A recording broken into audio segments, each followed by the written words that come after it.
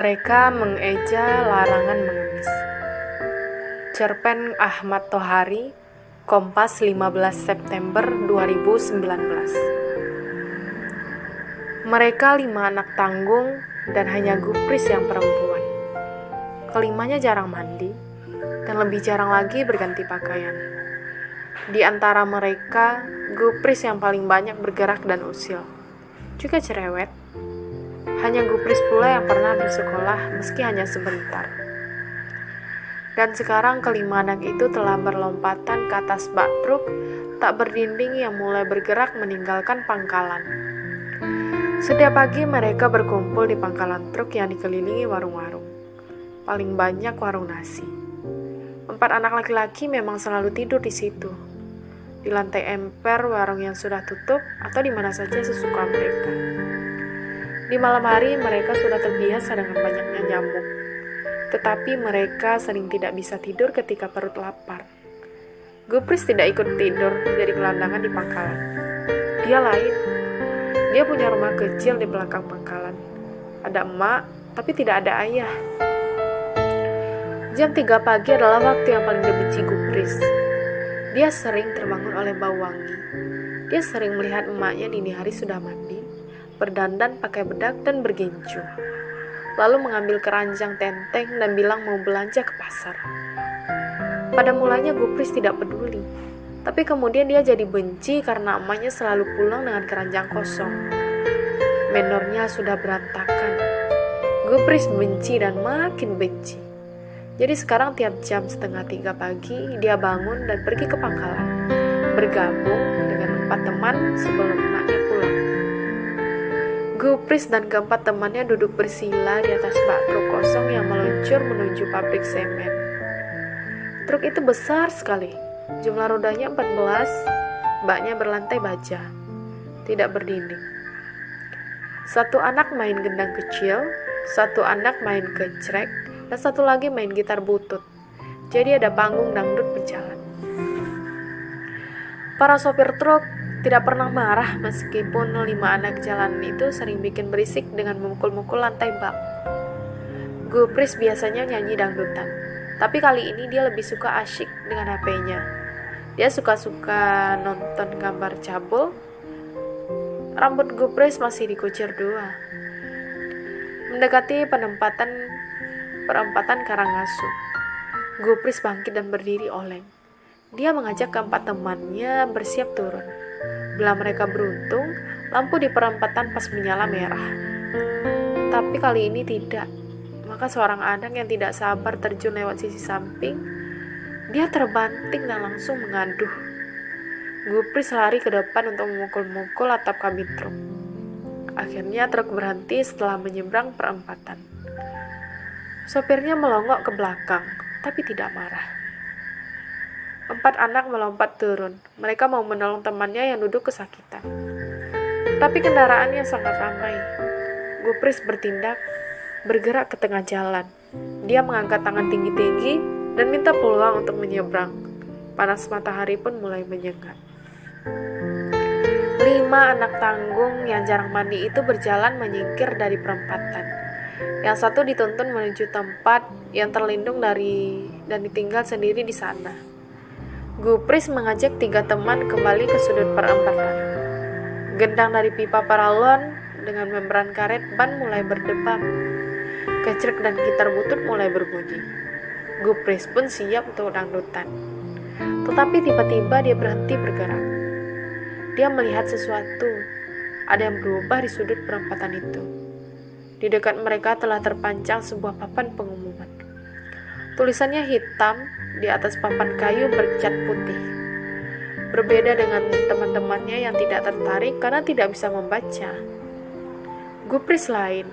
Dia ingin membaca tulisan itu dan dia pun mulai mengeja. Teman-temannya mendekat dan berdiri di belakangnya untuk menguping. Barang siapa mengemis dan mengamen dipidana kurungan. Gupris berhenti, lalu berbalik menghadap teman-teman. Dipidana itu apa? Dipidana kurungan itu artinya apa? Begitu tanyanya. Keempat anak laki-laki itu nyengir, lalu bergantian menggeleng. Semua tidak tahu. Mereka hanya saling pandang. Gupris kesal dan jadi merasa percuma. Maka Gupris mengajak teman-temannya pergi. Tetapi mereka mendadak berhenti. Nah, baca itu. Kalian anak-anak liar yang kerjanya keluyuran harus baca itu. Harus. Gupris dan teman-temannya serentak menoleh ke samping. Ada seorang hansip keluar dari warung nasi sambil membersihkan mulut dengan punggung tangan. Di atas saku kanan bajunya tersulam jelas nama Karidun. Dia bergerak setengah berlari dan berhenti dengan pasang gaya. Suara kerasnya mengatasi bunyi mobil dan motor. Masih ada remah nasi atau ampas kelapa di sudut bibirnya. Sisa makanan terus berjoget mengikuti gerak mulut ketika hansip itu berbicara. Itu pemandangan yang membuat Gupris menahan tawa. Teruskan baca, harus, kata hansip Karidun. Tangannya menunjuk ke papan di atas sana dengan gaya komandan. Aku petugas keamanan. Security dari dinas sosial. Aku yang memasang papan itu tadi pagi. Untuk orang-orang semacam kalian. Tahu? Ingat, aku security dari dinas sosial. Tahu? Lengah. Gupris berhenti. Wajahnya buntu lalu menoleh ke belakang ke arah teman-temannya. Kenapa berhenti? Baca terus. Aku ini security dan menyuruh kamu membaca. Ayo terus. Seru hansip Karidun. Kali ini dengan suara yang lebih keras. Dipidana. Itu artinya apa, Pak?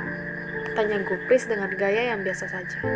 Meskipun masih gadis kecil yang jarang mandi, Gupris berani cengar-cengir kepada hansip Karidun yang maunya disebut security. Lenggang lagi. Hansip Karidun kelihatan tidak siap menjawab pertanyaan Gupris. Wajahnya berubah-ubah, seperti orang gagap, bingung, tapi alisnya mengeras. Kemudian memutar badan sambil mengusap-ngusap kening. Akhirnya dia kembali tegak menghadap kelima anak jalanan itu. Dia juga menggagah-gagahkan diri. Aku ini petugas security, ya kan? Iya, jawab Gupris cepat sekali. Jadi menurut saya dipidana pasti tidak sama dengan dipidana. Dipidana mungkin sama dengan dihukum. Ya, dipidana kurungan sama dengan dihukum kurung, dibui dan dipenjara, tahu. Itulah. Maka kalian jangan ngemis dan ngamen terus. Seharusnya kalian tuh bersekolah. Jadi kalian bisa seperti saya yang security dan tahu dipidana itu artinya apa. Gupris diam sejenak, lalu berbalik lagi menghadap teman-teman. Kalian dengar, kita seharusnya sekolah.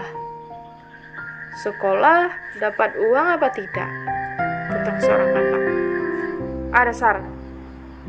Sekolah ya tidak dapat uang, malah bayar, jawab Gupris. Wah, susah kalau begitu, tidak dapat uang. Lalu kita beli makan pakai apa? Enakan ngamen, terus ngamis, terus bisa makan terus. Hei, apa? Seru hansip Karidun dengan muka dibuat galak. Kamu sudah saya kasih tahu, mengemis dan mengamen dipidana kurungan. Dipidana kurungan 30 hari dan didenda 50 juta rupiah. Kamu dengar itu? Wajah Gupris ciut, tapi kemudian tersenyum samar ketika melihat sisa makanan di sudut bibir Karidun berjoget-joget lagi. Mengapa bisa begitu? Tanggap Gupris lagi. Mengemis bukan nyopet atau mencuri kan? Iya, tapi melanggar larangan. Siapa saja yang melanggar larangan pasti dipidana. Ya dihukum. Mengapa bisa begitu? Siapa yang membuat larangan? Nah, saya security, maka saya tahu siapa membuat larangan mengemis itu. Bapak Wali Kota dan para dewan. Wali Kota itu apa? Dasar anak liar. Wali Kota adalah pejabat penting. Para dewan itu orang juga. Iya, nah dengar, saya security mau menerangkan semuanya.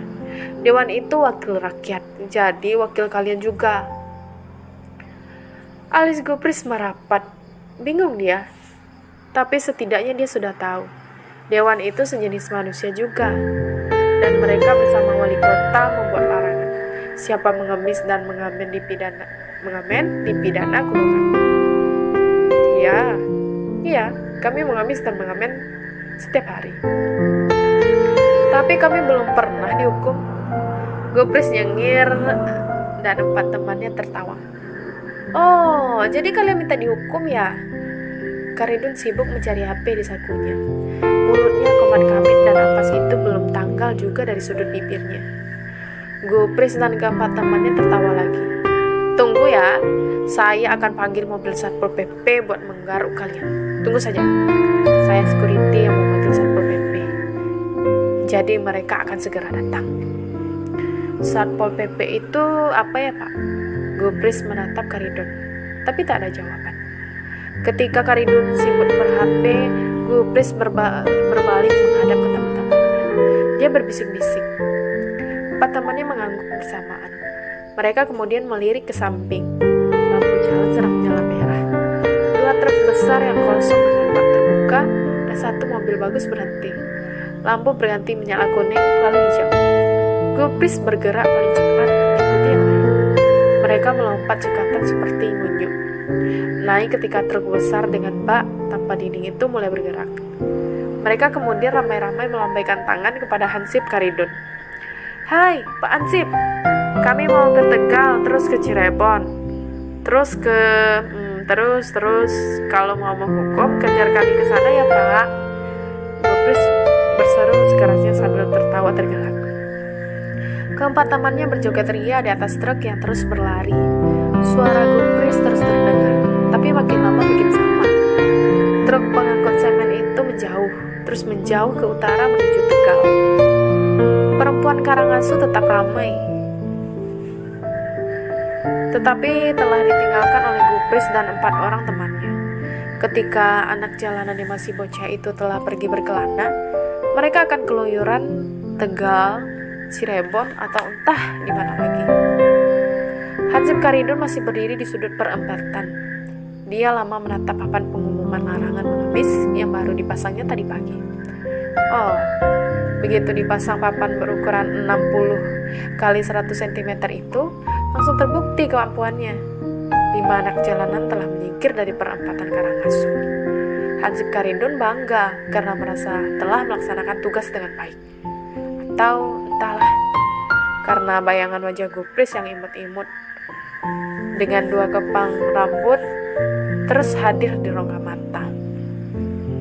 Suara Gubris ketika mengeja dengan suara terbata-bata, dipidana kurungan itu apa, juga masih terngiang-ngiang di dalam telinga.